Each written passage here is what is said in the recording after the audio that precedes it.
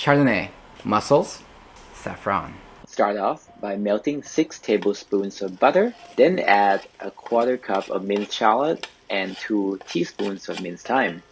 Add 12 cloves of garlic confit, which is garlic slow cooked and preserved in oil. If you don't have garlic confit though, you can use fresh garlic but cut way down to just a few cloves. Season with a pinch of salt and white pepper.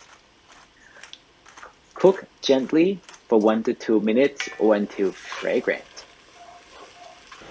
Add 2 tablespoons of Dijon mustard, followed by 1 cup of dry white wine.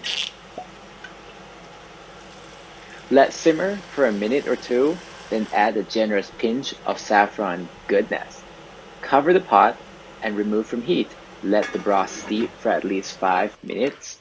Add 2 pounds of mussels, stir to combine, cover and cook for about 2 minutes or until the mussels have opened. When completely cooked, most or all the mussels should be open like so. Toss the mussel with parsley and a few grindings of black pepper. Serve immediately in a large shallow bowls with some crusty bread. And finally, enjoy this with some great wine like this Chardonnay from Blacksmith Cellars. Thank you, Larry's Produce, for supplying our produce.